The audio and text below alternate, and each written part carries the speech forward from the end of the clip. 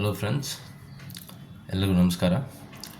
ಈ ವಿಡಿಯೋ ಮಾಡ್ತಾ ಇರೋ ಉದ್ದೇಶ ಏನು ಅಂತಂದರೆ, ರೀಸೆಂಟಾಗಿ ನಡೆದಂಥ KS KPSC ರೀ ಎಕ್ಸಾಮಿಂದ ಮತ್ತೆ ಹಲವಾರು ಕನ್ನಡ ಅನುವಾದದ ತೊಂದರೆ ಆಗಿದೆ ಅಂತ ಹೇಳ್ಬಿಟ್ಟು ವಿದ್ಯಾರ್ಥಿಗಳೆಲ್ಲ ಮತ್ತೆ ಆಗ್ರಹ ವ್ಯಕ್ತಪಡಿಸ್ತಾ ಇದ್ದಾರೆ. ಇದರಿಂದಾಗಿ ರೀ ಎಕ್ಸಾಮ್ ಮಾಡೋದು ಎಷ್ಟು ಸರಿ? ಸೊ ಇದೇ ಥರ ರೀ ಎಕ್ಸಾಮ್ ಮಾಡ್ಕೊಂಡು ಹೋಗ್ತಾಯಿದ್ರೆ ಹಲವಾರು ಆಸ್ಪಿರೆಂಟ್ಸ್ಗಳು ತುಂಬ ವರ್ಷಗಳಿಂದ ಇದಕ್ಕೆ ಅಂತಲೇ ತಯಾರಿ ನಡೆಸ್ತಾ ಇರ್ತಾರೆ.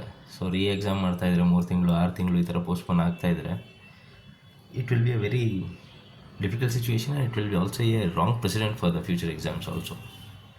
ಆ್ಯಂಡ್ ಇದನ್ನು ಬರೆದಿರೋರಿಗೆಲ್ಲರಿಗೂ ಪ್ರಿಲಿಮ್ಸ್ ಬರೆದಿರೋರೆಲ್ಲರಿಗೂ ಮೇನ್ಸ್ಗೆ ಅವಕಾಶ ಮಾಡಿಕೊಡಿ ಅಂದರೆ that's also not a doable one.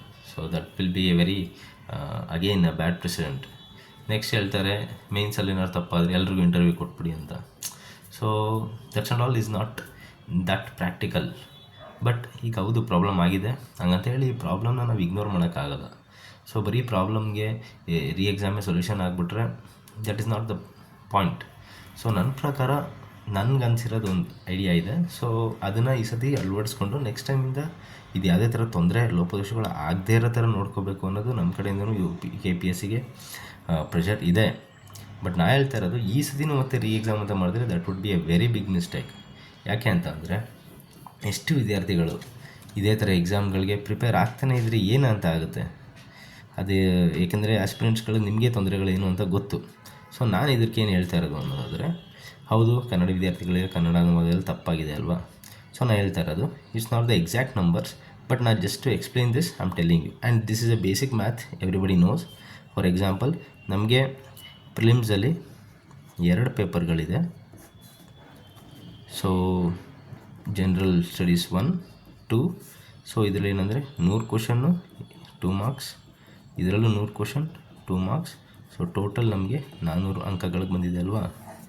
So ಈ ಆ್ಯಸ್ ಆಫ್ ನಾವು ಫಸ್ಟ್ ಪೇಪರಲ್ಲಿ ನಾವು ಅಂದ್ಕೊಳ್ಳೋಣ, ನಾನು ಹೇಳ್ತಾರೆ it's not the exact number, just to explain this I'm telling.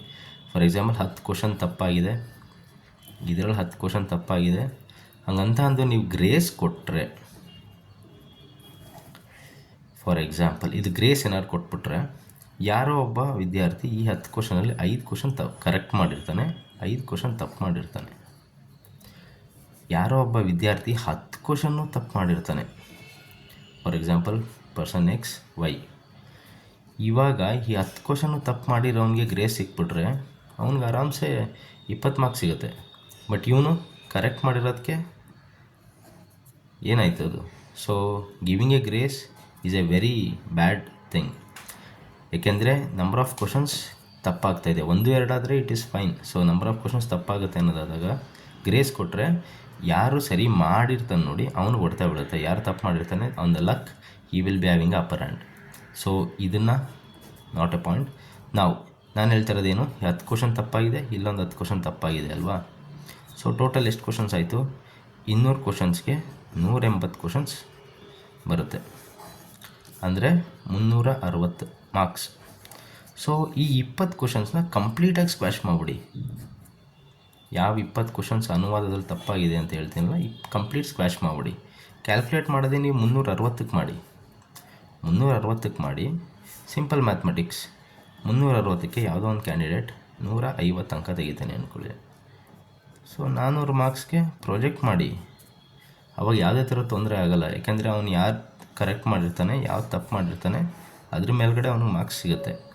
Of course ಇದರಲ್ಲೂ ಏನಾದರೂ ಒಂಚೂರು ಏರುಪೇರು ಆಗೋ ಸಾಧ್ಯತೆ ಇದೆ, ಬಟ್ ಈ ಪ್ರಾಬ್ಲಮ್ ನಡೆದೋಗಿದೆಯಲ್ಲ. ಸೊ ಇದಕ್ಕೆ ನಾವೇನು ಮಾಡ್ಕೋಬೋದು ಅಂತ ಅಂದರೆ, ಆ ಕ್ವಶನ್ಸ್ನ ಸ್ಕ್ವಾಶ್ ಮಾಡಿ, ಇನ್ನು ಮಿಕ್ಕಿದ್ದಕ್ಕೆ ಕ್ಯಾಲ್ಕುಲೇಟ್ ಮಾಡಿ, ಇದನ್ನು ಆರಾಮ್ಸೆ ನಾರ್ಮಲೈಸ್ ಮಾಡಿಬಿಟ್ರೆ ಆಗೋಯ್ತು. ಸೊ ಯಾಕೆ ನಾರ್ಮಲೈಸೇಷನ್ SSL ಮಾಡಲ್ವಾ, RRBಲಿ ಮಾಡಲ್ವಾ. ಬಟ್ ಅದರಲ್ಲಿ ಡಿಫ್ರೆಂಟ್ ಶಿಫ್ಟ್ಸ್ ಇರುತ್ತೆ, ಹೌದು. ಬಟ್ ಇದರಲ್ಲಿ ಆ ನಾರ್ಮಲೈಸೇಷನ್ ಮಾರ್ಕ್ಸ್ನ ನಾವು ಇಲ್ಲಿ ಅಳವಡಿಸ್ಕೋಬೋದಲ್ಲ. Because this is a one time solution that we can give instead going for the re exams continuously. That would be a very very rigorous and ಆ ಫಟಿಕ್ ಥಿಂಗಲ್ಲಿ ನಮಗೆ ಪ್ರಿಪ್ರೇಷನ್ ಮಾಡೋಕ್ಕೂ ಆಗೋಲ್ಲ, ಈ ಅನ್ಸರ್ಟಿನಿಟಿಯಲ್ಲಿ ಬದುಕೋಕ್ಕೂ ಆಗೋಲ್ಲ. ಸೊ ನಾನು ಹೇಳ್ತಿರೋದು ಏನು ಅಂತಂದರೆ, ಇದನ್ನು ಈ ಥರ ನಾರ್ಮಲೈಸೇಷನ್ ಮಾಡಿಕೊಂಡ್ರೆ that would be A better option. Okay fine, ರೀ ಎಕ್ಸಾಮೇ ಆಪ್ಷನ್ ಅನ್ನೋದಾದರೆ ಈ ರೀ ಎಕ್ಸಾಮ್ ಯಾರಿಗೆ ಕೊಡಬೇಕು? ಯಾಕೆ ಎಲ್ಲರಿಗೂ ಈ ರೀ ಎಕ್ಸಾಮ್ ಕೊಡಬೇಕು? ಫಾರ್ ಎಕ್ಸಾಂಪಲ್, ಈಗ ತಪ್ಪಾಗ್ತಾ ಇರೋದು ಕನ್ನಡ ವಿದ್ಯಾರ್ಥಿಗಳಿಗಲ್ವಾ? ಸೊ ಈ ಕನ್ನಡ ವಿದ್ಯಾರ್ಥಿಗಳು ಅಪ್ಲಿಕೇಶನ್ ಹಾಕ್ಬೇಕಾದ್ರೆ ಕನ್ನಡ ಮೀಡಿಯಮ್ ಅಂತ ಕ್ಲೇಮ್ ಮಾಡಿರ್ತಾರೆ ತಾನೆ. ಸೊ ಆ ಕ್ಲೇಮ್ ಮಾಡಿರೋ ವಿದ್ಯಾರ್ಥಿಗಳ ಡೇಟಾ ಅಬ್ವಿಯಸ್ಲಿ ಇರುತ್ತೆ. ಆ ವಿದ್ಯಾರ್ಥಿಗಳಿಗೆ ಮಾತ್ರ ರೀ ಎಕ್ಸಾಮ್ ಮಾಡಿಸಿ, ಮಿಕ್ಕಿದವ್ರಿಗೆ ಇರೋ ಈಗ ಮಾರ್ಕ್ಸಲ್ಲೇ ಅನೌನ್ಸ್ ಮಾಡಿದ್ರೆ ಆಯ್ತಲ್ಲ. ಸೊ ಮತ್ತೆ ಲೆವೆಲ್ ಪ್ಲೇಯಿಂಗ್ ಫೀಲ್ಡ್ ಆಗಲ್ಲ ಇದು ಅಂತ ಮತ್ತೆ ಕ್ವಶನ್ ಆಗ್ಬೋದು. ಬಟ್ ನಂಬರ್ ಆಫ್ ಕ್ಯಾಂಡಿಡೇಟ್ಸ್ ತೊಗೊಂಡ್ರೆ ಕನ್ನಡ ಮೀಡಿಯಮಲ್ಲಿ ಎಷ್ಟಿದ್ದಾರೆ ಅವ್ರಿಗೆ ಮಾಡಬೇಕು ಅನ್ನೋದಾದರೆ ಎನಿಯಾವ್ ಅವ್ರಿಗೆ ಡಿಟರ್ಮೈನ್ಡ್ ಪೊಸಿಷನ್ಸ್ ಅಷ್ಟಿದ್ದೇ ಇದೆ. ಸೊ ಆಬ್ವಿಯಸ್ಲಿ ಅವ್ರಿಗೆ ಎಕ್ಸಾಮ್ ತೊಗೊಂಡ್ರೆ ಅವ್ರಿಗೊಂದು ಸಪ್ರೇಟ್ ಕಟ್ ಆಫ್ ಬಿಡಲಿ, ಇಲ್ಲೊಂದು ಸಪ್ರೇಟ್ ಕಟ್ ಆಫ್ ಬಿಡಲಿ. ಆಬ್ವಿಯಸ್ಲಿ ಪ್ರಿಲಿಮ್ಸ್ ಮಾಡಿ ಮೇನ್ಸ್ಗೆ ಅರ್ಹತೆ ಮಾಡಿ ಬಿಡಲಿ. ಯಾಕೆಂದರೆ ಮೇನ್ಸಿಗೆ ನಡೆಯುತ್ತೆ ಅಂತ ಗೊತ್ತಾಗಿ ಪ್ರಿಪ್ರೇಷನ್ ಮಾಡೋದಕ್ಕೂ, ಪ್ರಿಲಿಮ್ಸೇ ರಿಸಲ್ಟ್ ಬರುತ್ತಾ ಮೇನ್ಸ್ ನಡೆಯುತ್ತಾ ಅಂತ ಅನ್ಸರ್ಟಿನಲ್ಲಿ ಪ್ರಿಪ್ರೇಷನ್ ಮಾಡೋದಕ್ಕೂ ತುಂಬ ವ್ಯತ್ಯಾಸ ಇದೆ. ಸೊ ಇದೇ ಥರದಲ್ಲಿ ಕಾಲಹರಣ ಮಾಡೋಕ್ಕೂ ಆಗಲ್ಲ. ಸೊ ಇದಕ್ಕೊಂದು ಸೊಲ್ಯೂಷನ್ ಮಾಡ್ಕೋಬೇಕು. ರೀ ಎಕ್ಸಾಮೇ ಮಾಡಬೇಕು ಅಂದರೆ ಕನ್ನಡ ವಿದ್ಯಾರ್ಥಿಗಳಿಗೆ ಮಾತ್ರ ಮಾಡಿ, ಅವ್ರದ್ದು ಕ್ಲೇಮ್ಸ್ ಮಾಡಿರೋ ಡೇಟಾ ಇರುತ್ತೆ ಅವ್ರಿಗೆ ಮಾಡಿಕೊಂಡು ಅವ್ರದ್ದು ರೀ ಎಕ್ಸಾಮ್ ಮಾಡಿ ಅವ್ರಿಗೊಂದು ಕಟ್ ಆಫ್ ಬಿಟ್ಟು ನಮ್ಗೊಂದು ಕಟ್ ಆಫ್ ಬಿಟ್ಟು ಇದನ್ನು ಪುಷ್ ಮಾಡ್ಬೋದು. ಇಲ್ಲ, I think the best solution is going for the normalisation. This is simple mathematics. ಇದರಲ್ಲಿ ಆ್ಯಕ್ಚುಲಿ ಇನ್ನೂ ಬೇರೆ ಫಾರ್ಮುಲಾ ಇದೆ. ಆ ಡಿಫಿಕಲ್ಟ್ ಕಾಂಪ್ಲೆಕ್ಸ್ ಫಾರ್ಮುಲಾನು ಬೇಕಾದ್ರೆ KPSC ಅಳವಡಿಸ್ಕೋಬೋದು. ಬಟ್ ನಾನು just to make you guys to understand ಏನು ಗ್ರೇಸ್ ಕೊಟ್ಟರೆ ಎಲ್ಲಿ ತಪ್ಪಾಗುತ್ತೆ, ಯಾರಿಗೆ ಹೊಡೆತ ಬೀಳುತ್ತೆ ಅನ್ನೋದನ್ನು ನೋಡಿಕೊಂಡು, ಬಿಕಾಸ್ ಇಟ್ಸ್ ಎ ಕಾಂಪಿಟೇಷನ್, ಯಾರು ಚೆನ್ನಾಗಿ ಮಾಡಿರ್ತಾರೆ ಅವ್ರು ಆ್ಯಕ್ಚುಲಿ ಒಳಗೆ ಹೋಗಬೇಕು. ಸೊ ಆ ಇದ್ರ ಪರ್ಪಸಲ್ಲಿ I think normalisation would be a better marks. So better idea. So if you guys have any idea, ನಿಮ್ಮ ಹತ್ರನೂ ಏನಾದರೂ ಇದ್ರ ಬಗ್ಗೆ ಏನಾದರೂ ಒಪಿನಿಯನ್ಸ್ ಇದ್ದರೆ ಕೈಂಡ್ಲಿ ಶೇರ್ ಮಾಡಿ. Thank you one and all.